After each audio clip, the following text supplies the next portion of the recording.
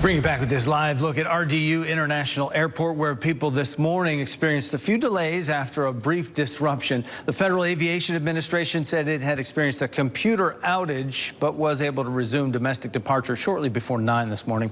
Tom Costello explains the equipment failure that caused the interruption.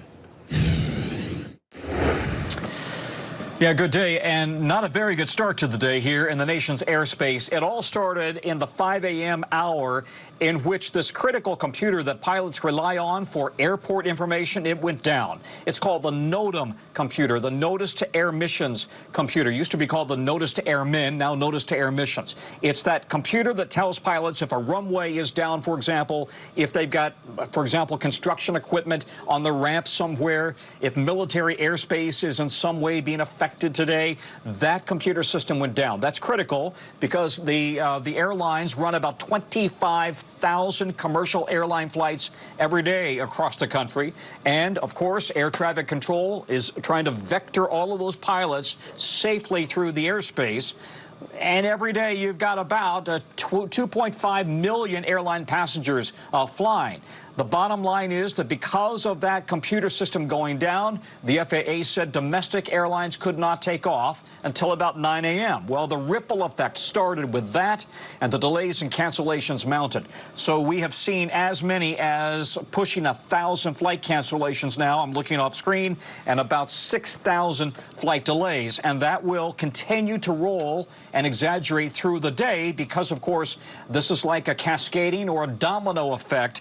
One delay and one cancellation creates another, creates another, creates another. This started on the East Coast and began rolling across the country. The good news is, for the most part, aside from California, the weather today across the country has been pretty good, and therefore that's not a contributing factor. What caused this delay, what caused the computer system to go down, we simply don't know. The FAA is looking into it. The FBI says so far there's no indication of a cyber attack. Was this some sort of a computer software upgrade that went bad? We don't know. The DOT, which runs the FAA, the Department of Transportation, says it is investigating that, and President Biden says he is asking for an update as quickly as possible from the Secretary of Transportation, Pete Buttigieg. The bottom line is, if you are flying today and maybe even tomorrow, be prepared for some delays and maybe even cancellations. Check your airline app for that. Back to you. After halting all domestic flight departures this morning, the FAA says the ground stop has been lifted and operations are resuming gradually. Ladies and gentlemen, I know we're all getting a little antsy as far as what is taking place. The FAA did just post that no U.S. departures will happen today until 9 a.m. The Federal Aviation Administration halted all domestic flight departures across the U.S. Wednesday morning after its pre-flight information system went down. The NOTAMs, or Notice to Air Mission Systems, alerts pilots to real-time information on flight hazards and restrictions. Every pilot, before he or she, as they're doing flight planning, they review the NOTAMs. These are abnormal things happening at an airport that happened too recently to get out the word by other means. The outage forced airlines to cancel hundreds of flights. Thousands more were delayed, causing backups and frustrations at airports across the country during the morning travel rush. She was like disappointed because it was delayed 2 hours, and now we're gonna miss whatever we had planned for like right now. While others took the news in stride. Actually, my driver told me that everything was delayed, so I knew it was going to happen.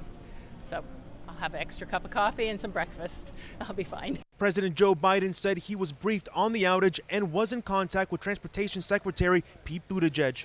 We don't know what the cause of it is. They expect that in a couple hours they'll have a good sense of the cause, and we'll respond at that time. A senior U.S. official familiar with the matter says there is, quote, no evidence of foul play. The White House says the Department of Transportation and FAA will investigate. At Hartsfield-Jackson International Airport, I'm Ivan Rodriguez. Well, now that the system is up and running, our primary focus is to determine that root cause, and I've directed FAA to figure out exactly how this happened, the timeline piece by piece about what was known overnight going into last night and then coming out of it. And most importantly, As you might imagine, a critical system like this has a lot of redundancy built into it with backups. So we need to understand why, with all of that redundancy, it still rose to the level that there had to be a ground stop lasting about an hour and a half and the kind of delays that we saw. Now, importantly, this is not the air traffic control system that lets aircraft know where other aircraft are and prevents direct collisions in that way. That system is not the one we're talking about, but we still consider this to be a vital safety system because this is the one that moves messages that pilots need on anything from a taxiway or a runway being out to an issue with a navigation beacon to maybe an upcoming military or space operation in a certain sector, which is why we were not comfortable with flights taking off until it was clear that that system was back, fully restored and working properly this morning. And what I would say is there is no direct indication of any kind of external or nefarious activity, but we are not yet prepared to rule that out. The most important thing I want passengers to know is our #1 priority is safety. It's one of the reasons why today, for example, while this issue was being worked out on the systems side, there was this ground stop of about an hour and a half nationwide to make absolutely sure, out of an abundance of caution, that no aircraft could take off without the necessary safety information. And we're always going to err on the side of safety.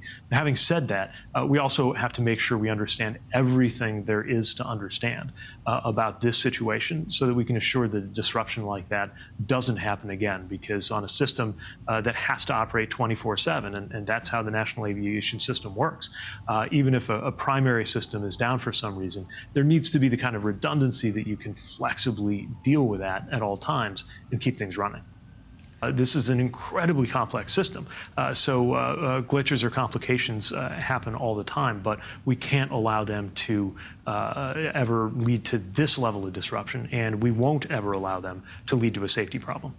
Should the system, we've been able again to get a lot of wins in terms of how airlines treat passengers. We're holding airlines accountable to their responsibilities. When there's an issue on the government side of the house, when there's an issue in FAA, we're going to own it, we're going to understand it, and we're going to make very clear what's needed in order to fix it and go after that plan. But what it is a standardized, uniform way for getting important safety messages out to airports, aircraft, and airlines. Somewhere overnight, there was an issue with irregularities in the messages that were going out that reflected a bigger systems issue.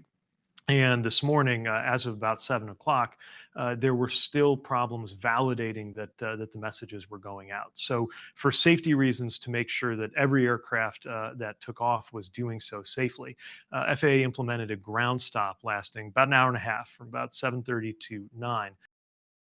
It is the right call to act out of an abundance of caution, but no, these kinds of disruptions should not happen. And my primary interest, now that we've gotten through the immediate disruptions of the morning, is understanding exactly how this was possible and exactly what steps are needed to make sure that it doesn't happen again.